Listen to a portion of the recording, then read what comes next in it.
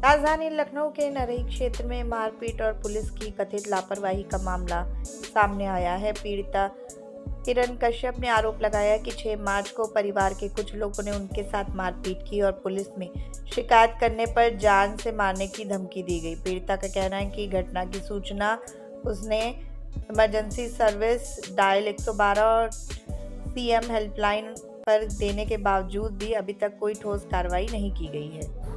Madam क्या नाम है आपका, क्या पूरा मामला है जिसको लेकर आज डीसीपी ऑफिस आए? मेरा नाम किरण कश्यप है।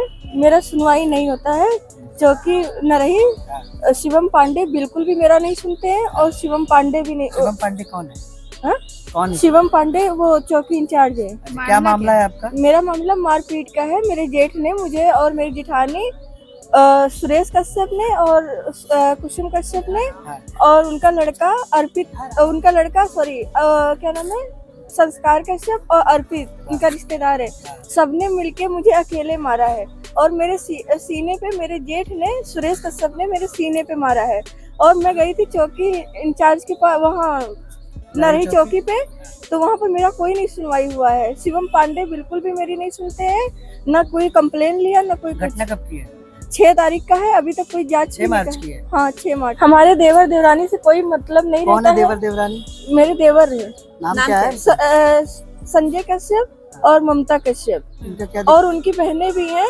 उनसे सबसे कोई लड़ाई में मैटर कुछ नहीं होता है, दूर दूर तक का नहीं होता है, तब भी वो उनका भी नाम घसीट देते हैं। संजय कश्यप मेरा जेठ और शिवम पांडे और ये क्या नाम है, जो वो दूसरा उनका क्या नाम है, रामकेश, वो जबरदस्ती उनका नाम घसीट देते हैं। क्या कार्रवाई चाहती है उन सब? हम उनसे ये चाहते हैं कि जो मेरा गुनहगार है उनको मुकदमा जेल करवाएं और या शिवम पांडे को बदल के दूसरे जगह चौकी इंचार्ज को लेके आए, जो कि हमारी परेशानी सुने। हम 6 तारीख से परेशान हैं, बुखार में पड़े हैं, इतनी ज़्यादा तबीयत खराब हो गई है, फिर भी वो नहीं देखने आए। सोच सोच के परेशान हो गए। हम पहले दिन से शिवम पांडे जी को पता नहीं कौन से हमारे बारे में कौन सी इन्फॉर्मेशन है, जो पहले दिन ही आए घर पर। हमारे एक नगर निगम का मामला था, सरकारी ज़मीन को कब्जा कराकर उस पर मंथली पैसा वसूला जाता है और वो चौकी इंचार्ज को साफ साफ जाता है।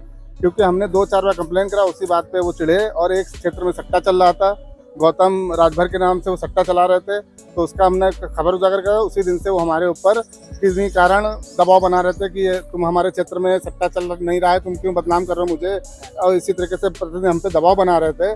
तो फिर वही उसी के बारे में फिर हमने बताया उनसे कि सर हमारे पास सब वीडियो सब ऑडियो है, जो कि हमको जान से मारने की धमकी भी दे रहा है और खुला चौकी इंचार्ज का नाम ले रहा है कि 11 बजे चौकी इंचार्ज ने बुलाया है। तो ऑडियो है हमारे पास, सब सबूत है। हमने डीसीपी साहब के जांच अधिकारी को दिखाया है, डीसीपी साहब को लिखित भी दिया है, उन्होंने जांच के आदेश के लिए मार कर दिया है और जांचकर्ता ने हमारी सुनी, हमारी रिकॉर्डिंग भी सुनी है। अब मसला सबसे बड़ा ये है, जब तक ये यहाँ बने रहेंगे अपने चौकी पे, तब तक ये हमको डरा धमका कर अन्य मुकदमों में डालने की धमकी दे रहे बराबर। डीसीपी से आज शिकायत क्या किया आप लोगों ने, क्या चाहते हैं? डीसीपी साहब से मुख्य शिकायत ये थी कि हमारी भाभी को हमारे बड़े वाले भाई और भाभी के द्वारा मारपीट करी गई है उनके साथ, और चौकी इंचार्ज पता नहीं किस दबाव में है कि कौन सा उनके ऊपर इतना बड़ा सा दबाव बना हुआ है, कौन इतने बड़े नेता का फोन आया है कि इतने से मामले को उनको मुकदमा लिखने के लिए टाइम नहीं है। और हमारे ऊपर मुकदमे लिखने के लिए उनके पास स्वतंत्र है, टाइम है, फुर्सत है। न थाने से कॉल आता, न इंस्पेक्टर साहब का कोई फर्जी मुकदमा। मेरी वाइफ का उस दिन ऑपरेशन हुआ था पथरी का,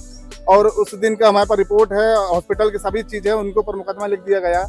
और वाली शिकायत जो आपकी भाभी ने की थी, उसमें आईजीआरएस में पूर्व की रिपोर्ट लगा दी गई है। हाँ, वो आईजीआरएस 1076 पे सीएम हेल्पलाइन पे करी गई थी। उन्होंने अभी हमारे पास सीसीटीवी कैमरा है जो हमारे घर पे लगा हुआ है, रामकेश जी आए थे, तो उनसे हमारी वार्ता भी 2 मिनट की उस सीसीटीवी फुटेज में है कि उन्होंने हमसे हाथ मिलाया, हमसे बात करी, तो हमसे जानकारी चाहिए। तो फिर हमने उनको बताया कि हाँ भैया ऐसा ऐसा विवाद हुआ है, लड़ाई हुई है।